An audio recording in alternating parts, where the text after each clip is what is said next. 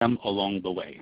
Our first presentation deals with the voice of the shopper, specifically collaborating to discover insights. Our speaker is Gordon Wade with the Category Management Association. Without further ado, here is Gordon. Thank you, John, and thank you and Linda for facilitating this and making it so easy for us to appear. As John said, the subject of today's discussion is collaborating to discover insights, and we're going to be talking about a tool called the voice of the shopper. Everybody, I understand we have some folks from outside the U.S., so I use the vernacular everybody's talking about because that's a song that was very popular here in the U.S. years ago. A special shout out to anybody in Australia who's gotten up early this morning to listen. But everybody's talking about collaboration, everybody's talking about insights, and everybody's talking about the shopper. Unfortunately, too early, too often, what people are doing is just talking about these things and not turning it into effective action. Collaboration looks a lot like this group hug that we have on the screen right now. Because when you start asking people, well, who are you collaborating with and why are you collaborating? What tools are you using and what process are you using to collaborate? And you don't get an answer. What you get is just a generalized desire to sit down and talk with people across the desk. If you're a manufacturer, a retailer partner, or if you're a retailer, to talk to some manufacturers. So collaboration has become a buzzword that hasn't been turned and energized into meaningful action. People talk about insights without even understanding what an insight is. On the screen, we have a picture of an elderly couple holding their dog. And people will say, oh, I have an insight. The insight is that older people are disproportionately heavy users of dog treats and comprise an enormous amount of the total market for dog treats. They think that is an insight. No, that's not an insight. That is a fact.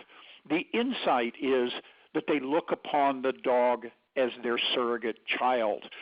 They have an emotional attachment to the dog, and that is the insight that allows you to generate more volume, more business by appealing to it and incorporating it into your marketing activities. So people want to know, how do I discover insights and how do I leverage them?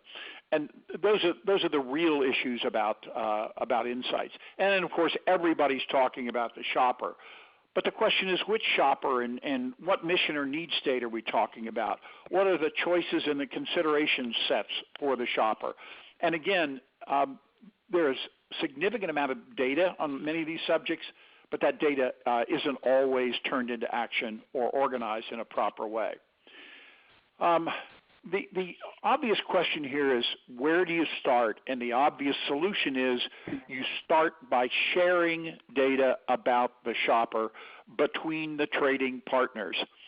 And manufacturers and retailers have to share their complementary data to get a complete picture of their common shopper and develop insights. That today, that sharing activity is very poorly done, if done at all, except in terms of what I would call a transactional environment at something like an annual line review. So there are a lot of problems. The first problem is there's no common tool to enable collaboration. How do we collaborate? What tool do we use? There's no common tool to facilitate data collection. There's no common language to drive a process for sharing, and there's no tool to embed in both organizations. To the extent that there's sharing done, it's transactional, it's episodic, and it very often disappears into the ether in a period of 3 months or 6 months. So even though we talk about collaboration, we talk about insights, we talk about shoppers, we just don't have a way and a tool to get it done. So we are at the CMA, the Category Management Association, are working in concert with the Food Marketing Institute, the FMI here in the U.S., to develop a new tool called the Voice of the Shopper. The Voice of the Shopper, which we refer to as the VOS, is a collaborative tool that helps you share and embed the data in both organizations. It helps you gain clear insights and it drives the creation of winning solutions. It is a tool that and a process that facilitates collaboration and gives you a way on a more or less permanent basis to share data. Now, first of all, everybody knows that trading partners have lots of data.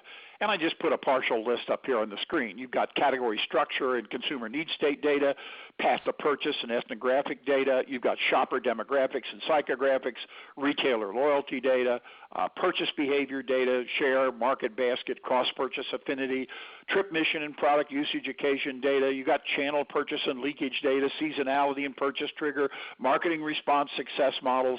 Everybody has this, or most of this. The problem is it's not properly organized.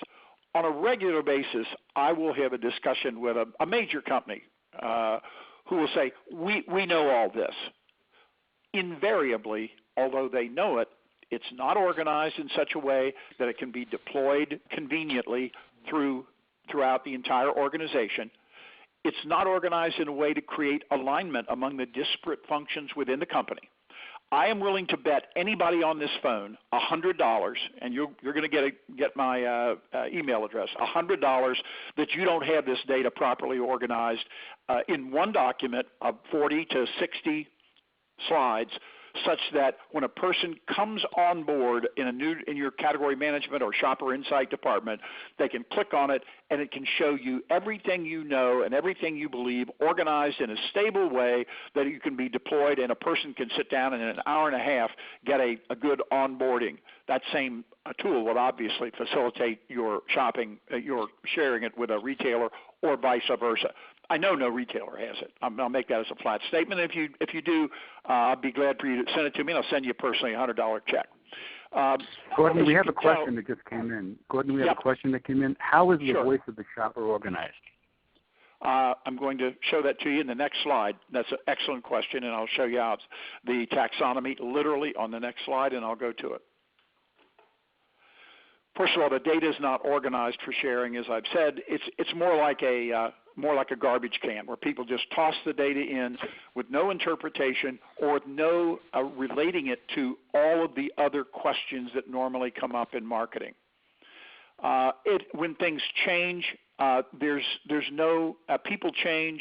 The data changes, the market changes, and you need a tool to manage the data, to create alignment internally and with your trading partners, and you need a tool to do it permanently, like an American football playbook. When a new player comes on board, they hand him the 200-page playbook and say, when we go up to the line of scrimmage and say 34 right Denver radar, everybody on the field knows what his assignment is, et cetera, et cetera. You need that kind of playbook. You need the data organized in that way. Here's the taxonomy that the question came about. So the VOS follows a taxonomy. Taxonomy is a fancy word for an organizational scheme of who, what, why, when, where, and how. I know of 2 companies in the United States, 2, that have legitimate, well-organized voices of the shopper. I'm going to use one of those companies' data to show you what it looks like. I'm not going to try to make you an expert in the sweet snacks category. That's not the purpose of it. The purpose of it is to show you what the data looks like and how it's organized. So let me just take you briefly through the data. First of all, who is the shopper? All right. So the question is, who buys bakery snacks and breakfast pastries? Every node, the who, what, why, when, where, each one of those is called a node technically.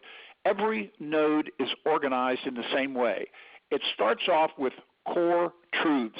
These are the things that are the truth that we agree about internally, and then here are observation and implications or conclusions that we arrive at about these truths, and you might include insights here.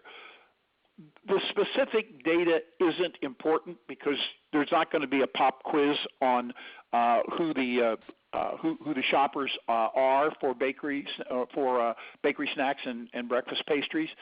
the key thing to recognize is you have a stable way of showing the data, core truths, observations, and implications.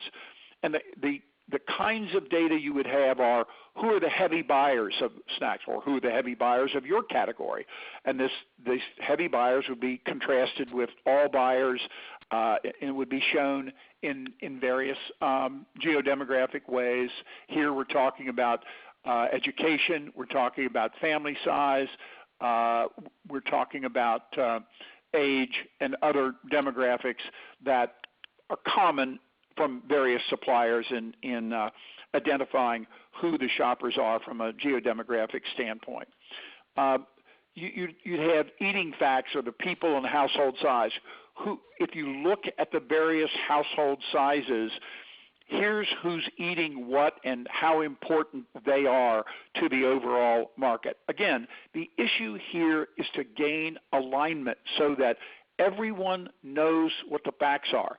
Not just the market research people, not just the shopper insights people, not just the category management people, but your account executives, the shopper insight people, everybody who's working on the business has access and is aligned around these are the facts. Each of these nodes has two very helpful features. The one thing they have is a process checklist to ensure the thoroughness of collection. In other words, they're saying, here's the kind of data that you might put in this node. Go look for this data. What we know happens is that companies have, they'll have a cloud drive, they'll have some sort of collection point on the net, on a company internet site, a company knowledge center, where the various studies are scattered throughout there. But that's just the point. They're scattered throughout there. So what we do when we're actually compiling this seminal document is we say, look for this kind of data. So the person who's collecting the data can say, oh, yeah, let me go up on the share drive, and here's where that data is. It's here. I'll pull that down and drop it in here because it's an important piece of data that ought to be in the general BOS. It ought not to be located up in outer space someplace where it's very difficult for a person on a team to find it quickly. The second, and I'm going to show you what a checklist looks like. The second thing they have is a process to identify important data voids. Knowing what you know is one thing. That's difficult enough for most people, is to know what you know. It's extremely difficult to know what you don't know. And what the BOS allows you to do is identify what you don't know through a process that we call IWIKs, I wish I knew. So let me show you what a process checklist. This is a process checklist for one of the nodes and one component of one of the nodes. So for a path to purchase checklist, you'd have what's a purchase trigger? What's the shopping list habits for the category and brand? Is it on the typically on a shopping list by brand or just by category or not at all? What's the coupon usage habit for your particular product? What's the circular usage? Does a shopper go to a circular to compile her shopping list for the day or not? What's the trip planning regimen? What are the channel decision processes that a shopper goes through? Does she use a mobile device during or before the trip? Does she do price comparisons during the trip? What are the number of outlets shopped by the category? And there are more questions than this on this one aspect of one node. What you can see by looking at these questions is you probably have some of these answers someplace in the company. But they really should be all collected in one place where everyone can align about it. We don't want people arguing about what the facts are. We want to know these are the facts, this is what we believe about these facts, and this is why they're important. I mentioned IWIKs, I wish I knew. This is after one compiles the information for a node so that we now know what we know, and we know that we agree about these facts or insights that we have included in the who or the why or the what or the how. We sit down with 3 or 4 people internally and we say, okay, this is what we know. What is it that we don't know that we would like to know? in this case, McKee, Little Debbie said, we need to know how to capitalize on Little Debbie's popularity with African Americans on a store-by-store basis. What are we doing now? Are their consumption habits different? Do they consume for a different reason? And if so, how do we reflect that at the point of sale, given the fact that this is a big impulse category? How do we leverage Little Debbie's popularity with category-heavy users to increase featuring opportunities for the brands? What's the story that we can use about Little Debbie and the heavy users of Little Debbie, who are very desirable customers, big families, very desirable to the retailer? How do we use that and incorporate that in our pitches to the retailer so that we get more featuring opportunities? So lastly, what are the barriers to increasing purchase by shoppers over the age of 55? What the data seems to show is that shoppers over 55 really do like the product, but they're underrepresented, or they're buying other things. So what are the barriers to increasing purchase among this critical group? I'm obviously not showing you everything here, but we know certain things about the people over the age 55, which makes them a desirable group. Typically, in each node, the first time you assemble a VOS, you may have as many as 15 questions like this. And what they do is they help you understand what you don't know, and they help you build your learning plan for the next year, and most companies do. Most companies at the end of the year have a process, say, okay, what do we want to learn next year? And what this process does is helps you identify what you don't learn and perhaps put some numbers around it so that you could justify inclusion of a question in some sort of ongoing survey, or perhaps a totally separate survey that aggregates a number of these IWIKs. So we've gone over very quickly one of the nodes. I see some questions coming in. Sure, a couple of questions. I didn't want to interrupt your flow there, Gordon. Yeah. One question which refers to some of your earlier points. You mentioned a lack of understanding about what insights are. How do you define insights? Well, an insight is a profound understanding, usually an emotionally based understanding, that can serve as a lever for generating more volume. Let me give you, I gave you one example of the difference between a fact and an insight. That is to say, the insight that the senior citizens treat the dog as a surrogate child. And I can tell you a lot of stories about that you'd die laughing on the phone if I told you the stories about what people do with their dogs. And by the way, I'm one of those people. Here's another example. People will say, well, I have an insight. The insight is a baby starts picking up food with his thumb and forefinger and feeding himself or herself at the age of 6 months. That's not an insight. That's a fact. The insight is that when a mother sees the child doing this, it reassures the mother that the child is developing normally. The most important emotional concern that any mother has or parent has is my child okay? Is my child developing normally? And when they see the child pick up a French fry or a carrot stick with their thumb and forefinger and feed it to themselves, it says to the mother, my child is okay. Same thing, you hear children talk or mothers talk about, my child crawled when she was X months old or walked when she was 10 months old. They're not bragging. They're saying that to ensure themselves that their child is okay. So once you understand that, you can begin to build that into insights. That's one reason that Procter & Gamble and Kimberly refer to their diaper products as stages, because it says to the mother, your child is growing, your child is developing normally. Once you understand that, you can build that into your marketing by naming your different product stages, by doing other things that reassure the mother that your child is okay. Let me give you another insight. Talk about in the U.S., males between the ages of 35 consume a huge percentage of the total beer sold in the country. That's a fact. That's not an insight. The insight is that the brands they use become an iconic badge for belonging to a group. Everybody buys, Bud Light or Miller Lite. You may remember a great ad here in the United States where Miller Beer, there was one member of the group who was acting in a bizarre fashion with women, doing just goofy things that were embarrassing to the other members of his that were sitting at the table with him. And one of the people at the table turns to him and says, "If you keep doing that, you're going to lose your Miller badge," meaning we all are part of your group, and you are part of this group. Witness the fact that you are drinking Miller. If you don't stop what you're doing, we're going to excommunicate you from the group.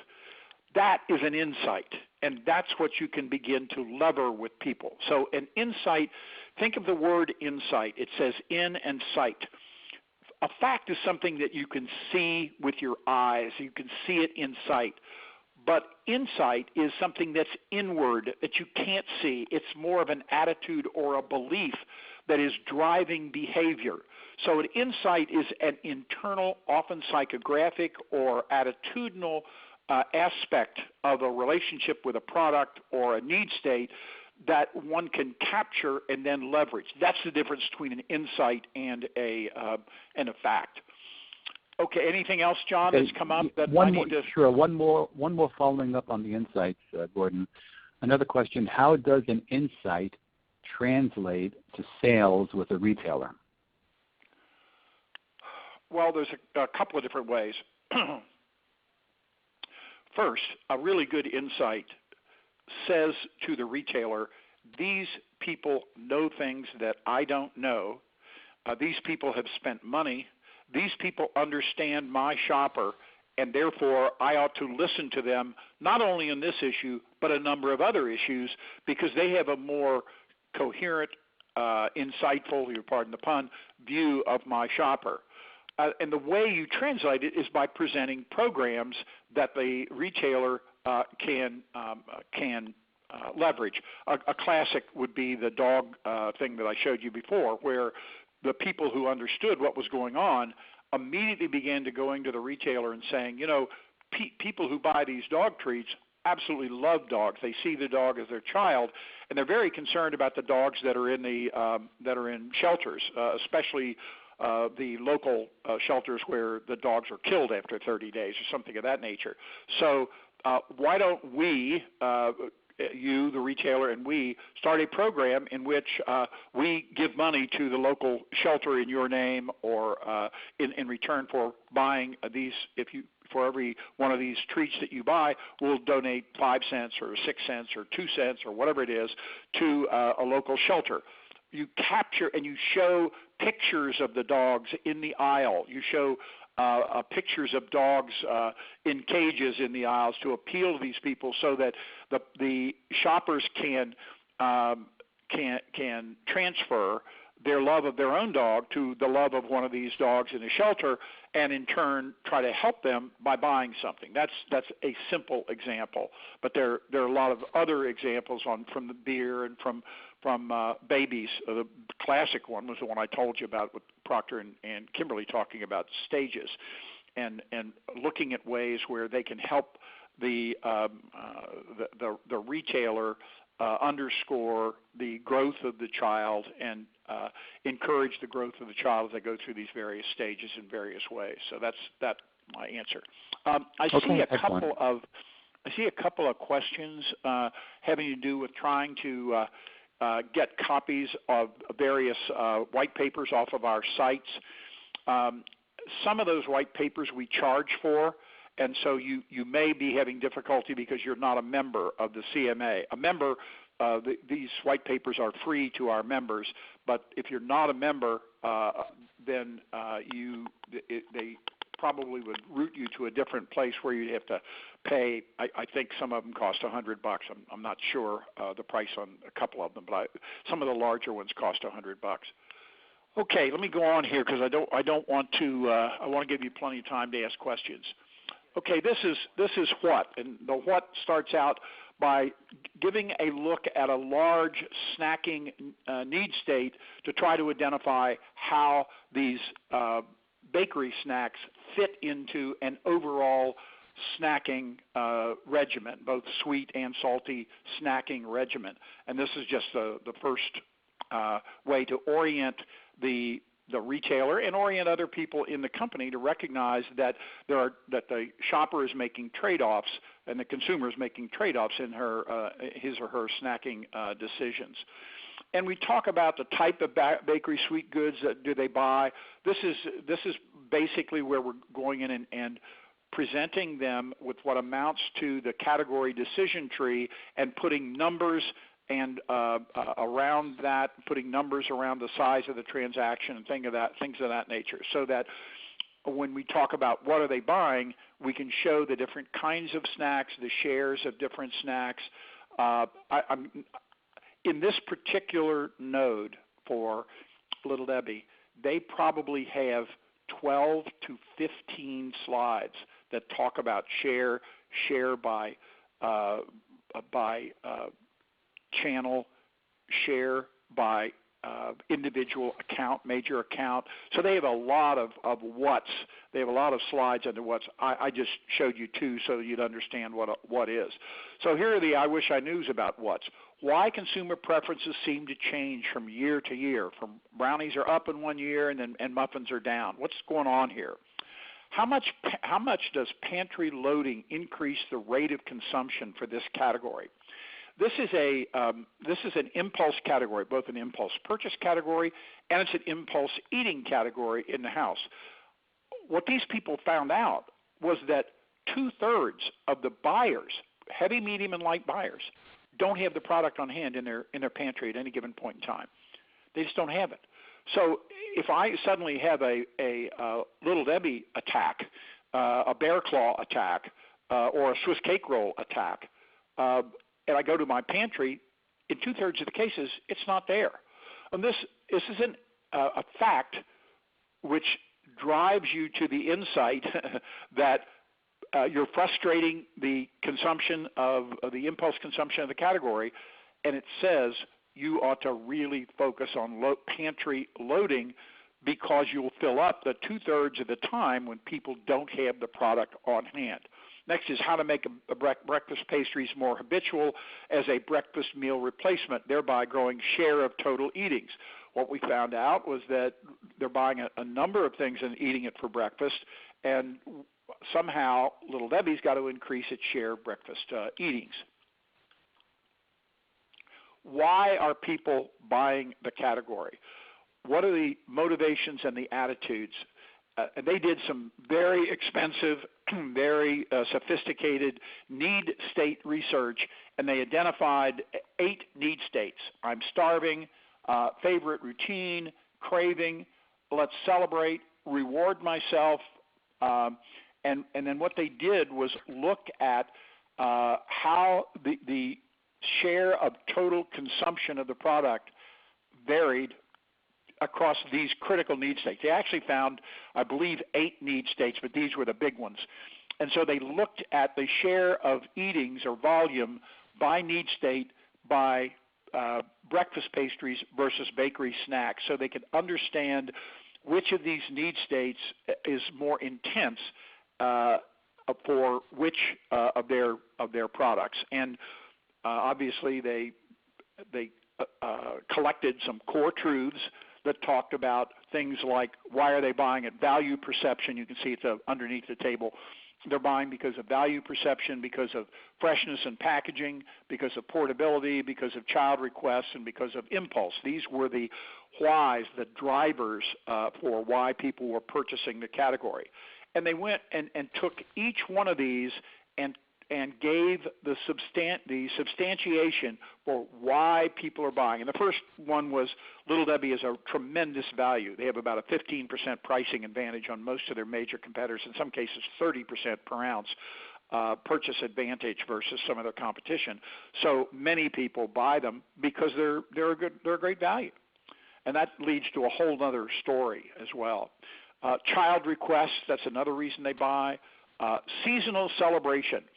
Little Debbie for Easter, for Valentine's Day, for 4th of July, for Halloween and Christmas makes large special cakes, a Christmas tree, a Halloween pumpkin.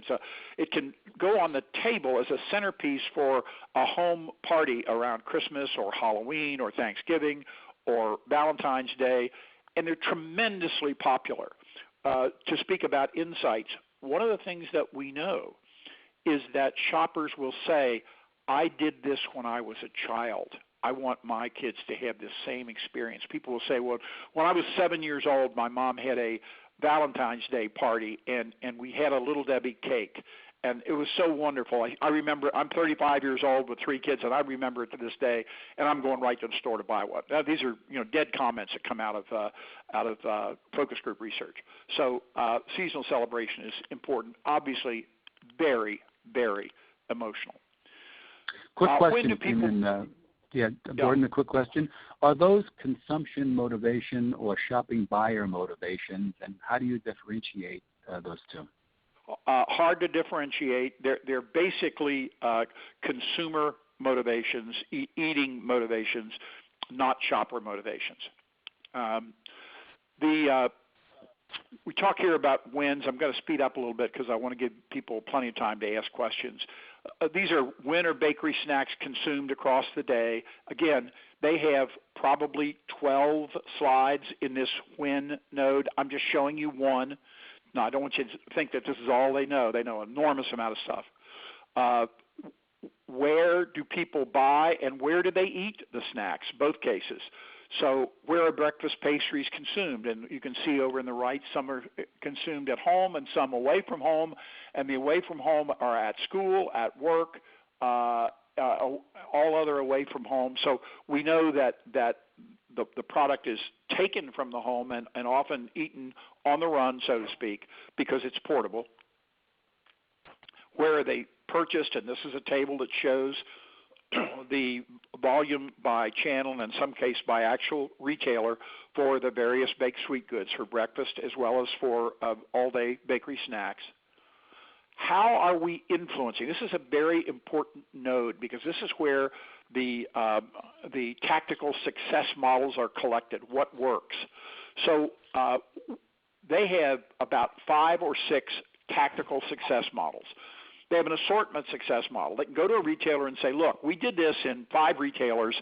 This really works, and it's better than what you're doing. And here are the numbers. Here's how much more volume you can get if you will follow this assortment regimen versus the one that you're following. Here's the promotion success model. Here's how to drive share and volume with promotion. Here's what you should do. Here's everything we know about promotion and the incremental volume it's driving. Here's a seasonal success model. About a third to 40% of their retailers were doing seasonal displays of the Little Debbie products, and they were getting a tremendous result from it. And Little Debbie would go to the other 60% and say, why aren't you guys doing this? Here are the facts. This is what happened, and here's what you ought to do at Easter, at Thanksgiving, at Halloween, et cetera. Now, the real issue here and the real power is to combine the manufacturer and retailer data in the same taxonomy. This is not being done anywhere. It's an incredible opportunity. I wax almost insensate when I start talking about this because it's so obvious to me and should be obvious to everybody on the phone, is that if you had one of these VOSs and if you combined it with what the retailer knows that you don't know about your category, it would help both of you. This is what is the sound of one hand clapping. So where in the world do you start? Well, the first thing you have to do if you're a manufacturer or a retailer is get your own house in order. And the $100 offer stands. You have to create your own VOS. You don't have one now. What you have is a garbage can in most cases, or you have a share drive, which you have to have a PhD from MIT to figure out how to get through, where to get the data, and to understand what does this mean, and does everybody in the company agree that this means this, and how can I use this data? So you need to get your own house in order. We can help you with the CMA, can help you do that. Now, the advantages of just doing it internally are it helps tremendously with onboarding. I can tell you something that happened to me. We were in the midst of doing a category plan with a major retailer and a major manufacturer, and we had, 10, 12 people in the room from various people, and a young lady came and sat down by me who had just joined the team on this major manufacturer. And we were putting things up on the screen, and she kept looking at me and saying, "Where did you get that?" And I turned to her and I said, "From your data." And she said, "Well, I've only been in my current position about 6 weeks. I came from another segment of another function within the business." And she said, "I've never seen any of this data." And I reached over and handed her 3 typewritten pages in single space that showed every major file that they had on the subject in question, with the key points noted, like this is on slide 22 in this particular presentation. And she said, "Oh my God, can I have that?" And I said, "Sure, here it is." She should have had this data available to her the day she stepped on the field for those people. Smart person. This person was really, really a smart person. And yet this company, who I will not mention, had not gone to the trouble of aggregating their learnings in such a way that all the people who rotate in and out of the various functions, this lady was in Shopper Insights, or at account team, or doing a planogram, all those people, they rotate all the time. They change, they leave. So do the people at the retailer, they leave. So this helps with onboarding. It helps align the internal team. It saves an enormous amount of time. It helps you find new data. It helps insight development. Yet, in all likelihood, you don't have this. In all likelihood, you don't. Really, it's a shame. It's just sad to me that most companies have not gone through the trouble of organizing this in a proper way. Okay, so the next thing you could do after you got organized is to participate in the FMI CMA beta test to create a VOS with a trading partner. In January, we're going to have a webinar, which the FMI will invite the world to, we're going to tell people about this. We're going to ask 2 manufacturers to reach out to 2 retailers to say, let's put together one of these VOSs in a combined taxonomy. We'll give you what we know, you give us what you know. We'll put them together in a combined VOS, and you can put it up on your share drive, and we'll put it up on our share drive. And we'll choose the category, and we'll appoint a team, and the CMA will referee for us. They'll help us and teach us how to do this. And then we, the manufacturer, and we, the retailer, can go about creating these joint VOSs for other categories with other vendors if they so desire. So I believe that I'm at I'm at the end, so you can ask questions now. So I'll be quiet, and either John, you may have some questions, or any of the participants in the webinar may have some questions. Sure. Here's one question that came in, sort of a generalized question. I'm not sure specifically what it's referring to. Why hasn't this been done before?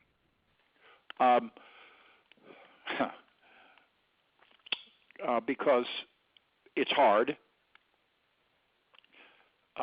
People mistook having a lot of data for having data properly organized. Nobody owns it within the company. It's not perceived to be the job of the account teams. Oftentimes it's not perceived to be XYZ. I think it's the job of market research and Shopper Insights to own the process and own the organization of it, but it requires a team. It would require the internal team to put this together is Shopper Insights / market research, shopper marketing, category management, and a couple of major account leaders. And it should be owned. It really should be owned by market research and or Shopper Insights. Unfortunately, many times they're more theoretical. They don't always understand the value of what it is that they're looking at, and so you need these other functions who are more client-facing, customer-facing. At a retailer, retailers have no prayer of organizing in a way. That's not what retailers do. They're not properly organized to do it. They don't have a lot of the attitudinal data and usage data. What they have is POS data or loyalty card data.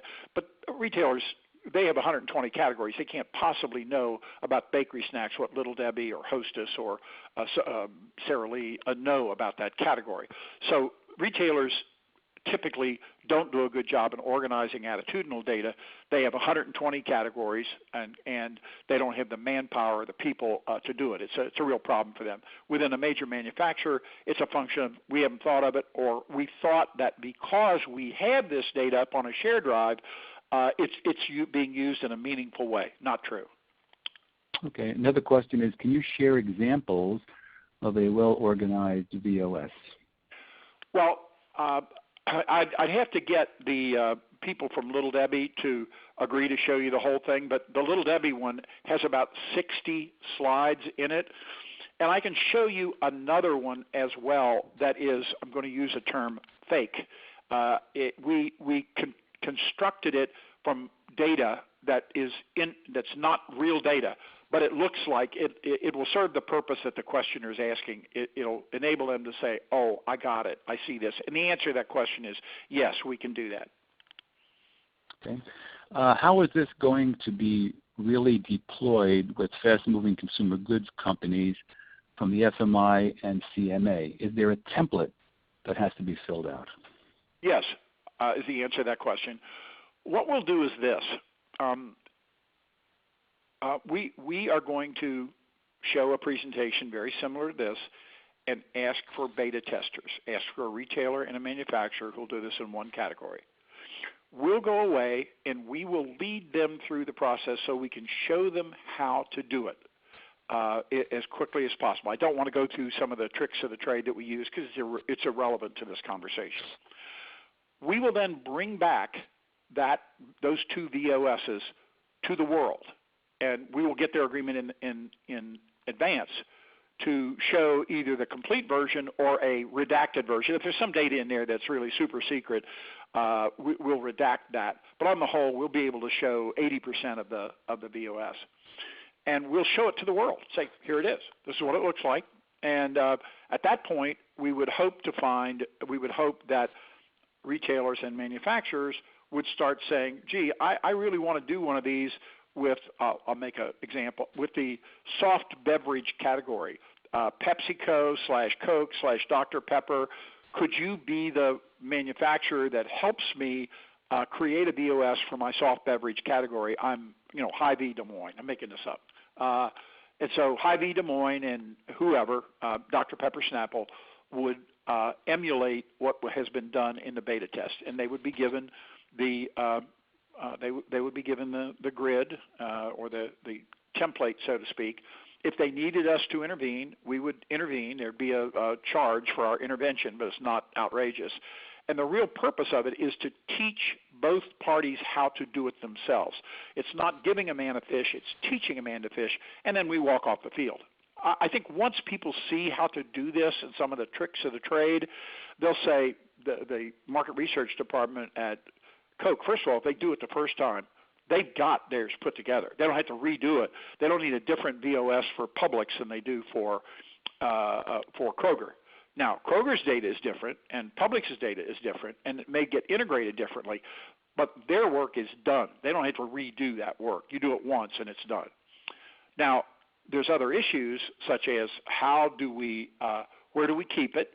How do we keep it up to speed when things change? Who has a right to change the VOS?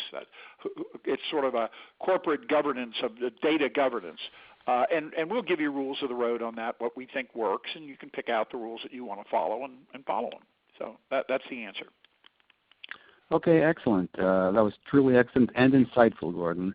By the way, Gordon is one of the founders of the category management process and has spent his career enhancing that process while working with retailers and manufacturers around the world. So if you have further questions or anything about the points outlined in this presentation, you can email him at gwade, W-A-D-E, at cpgcatnet.org. Thank you again, Gordon. Our next presentation, Winning at the Digital Shelf, will begin on the hour at 11 o'clock Eastern. This is John Karolewski signing off for Gordon Wade, CMA and the Shopper Technology Institute.